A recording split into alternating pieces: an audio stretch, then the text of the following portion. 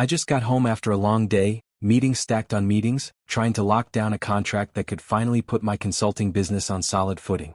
And all I wanted was a beer and maybe a calm night with Mara. Instead, I walk into this. The air smells like vanilla candles and store-bought icing. The dining table's got a spread of paper plates and a cake with those cheap, waxy candles already half melted. Mara's family is here. Her mom, her dad, her sister Delaney, even their ragged little dog Pippin yapping at my heels like I'm the intruder. They're all smiling, chatting, giving out cups of punch like it's some huge celebration. But it doesn't feel like it's for me. I hang my coat by the door, kick off my shoes and try to shake the day off my shoulders. That's when I see it. Above the mantel, where Mara usually puts her seasonal decorations or some artsy thing Delaney made, there's a new framed family portrait. It's big, glossy, professional, like the kind you'd see in a magazine ad for beautiful suburban life. I step closer, squinting at it because something's off. There's Mara, her dark hair pushed back, smiling that tight smile she does when she's posing. Her mom's next to her, all pearls and a pressed blouse. Her dad's got that stiff grin men wear for pictures. Delaney's there too, her artsy scarf draped just so, and Pippin sitting in her lap like a young king. But me, I'm not there. Not quite. My body's in the frame. I can see my shoulder, the edge of my gray overcoat from last Christmas when we shot that photo. But my face is gone. Edited out. Not blurred, not faded, just chopped away clean like someone brought scissors to it and decided I didn't belong. My chest tightens. I stand there watching, waiting for someone, anyone, to say something. Mara's giggling at something Delaney said. Her mom's fussing over the cake. Her dad's pouring another drink. Nobody looks at the picture. Nobody looks at me. I don't know what I expected coming home tonight. Maybe a card, a happy birthday muttered over supper, something simple yet real. Mara's been distracted lately, work, her sister's latest art display, whatever excuse she's got this week. But I expected she'd at least realize it's my day. She planned this, didn't she? The balloons attached to the chairs, the tiny stack of gifts on the coffee table. It's all her doing. So why does it feel like I'm not even part of it? I shove my hands in my pockets and my fingers brush across the envelope I've been holding since yesterday. It's just a normal ivory envelope. Nothing fancy. But what's inside it, those papers, feels like a stone against my thigh. I wasn't going to give it to her this weekend. That wasn't the plan. I promised myself I'd wait, think it over, maybe talk to her alone first. But now, standing here with that photo staring down at me, something shifts. I can feel it like a gear clicking into place. I'm not invisible. Not yet. I stroll over to the couch and sit down, letting Pippin sniff at my knee before scampering off. Mara finally glances my way, her eyes sweeping over me like I'm part of the furniture. You're late, she says, not sharp, just exhausted. Traffic, I mutter. She nods, already turning back to Delaney, who's showing off some doodle on her phone. I could say something about the portrait right now. I could ask why my face isn't there, why nobody's bothered to explain it. But I don't. Not because I'm scared, but because I want to see how long they'll pretend it's normal. The cake gets sliced. Mara's mom serves me a portion on a flimsy plate. Her grin's courteous but distant. Hope you like chocolate, she says, like she doesn't know I've loathed it since the day I met her daughter.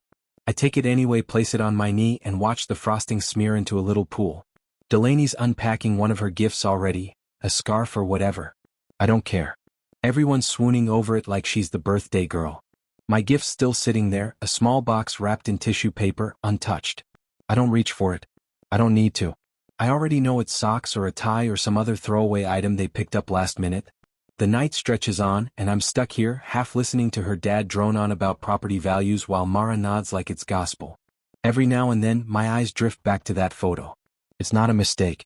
You don't crop someone out that cleanly by accident. Someone chose this. Mara? Maybe. Perhaps Delaney with her artsy eye? And nobody's saying a thing. Not even a sorry Julian, the frame was too narrow, or some pathetic excuse. It's like I'm not even here, like I've never been here.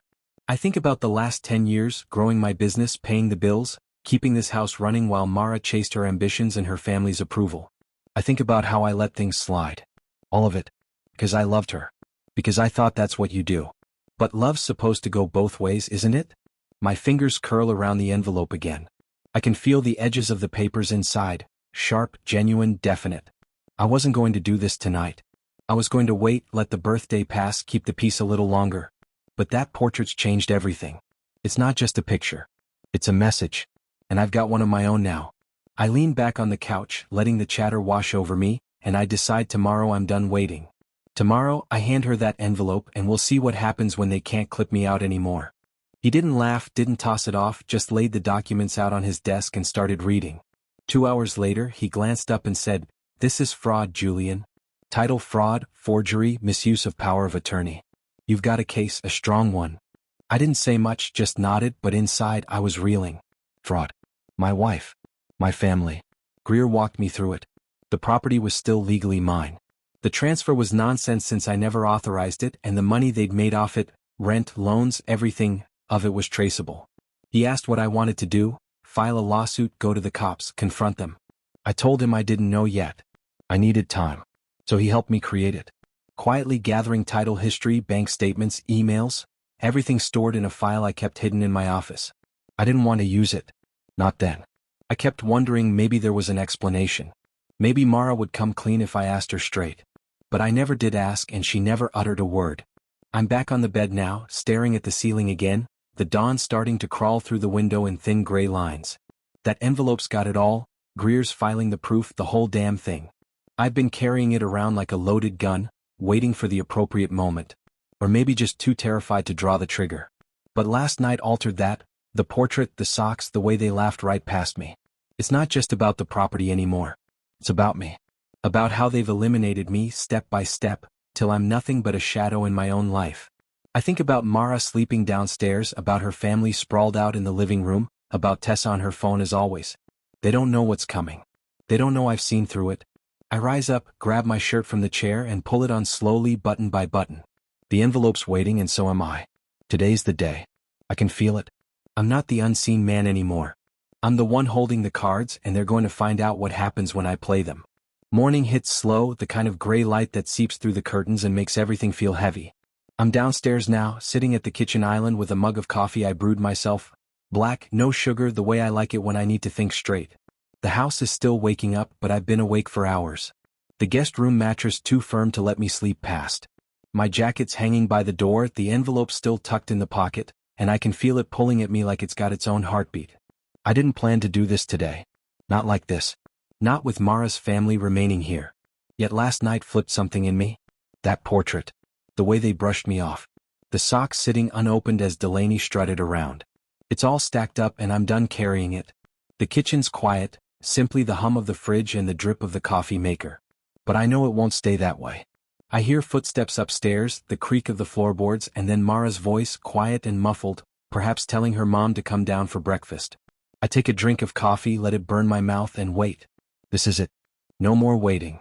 The first one down is Tessa, stumbling in with her phone already in her hand, thumbs tapping away at some post she's probably labeling best weekend ever. She's 17 now. All long legs and sharp cheekbones, appearing more like Mara every day. She doesn't say good morning but grabs a yogurt from the fridge and plops into a stool 2 seats away, eyes riveted to her computer.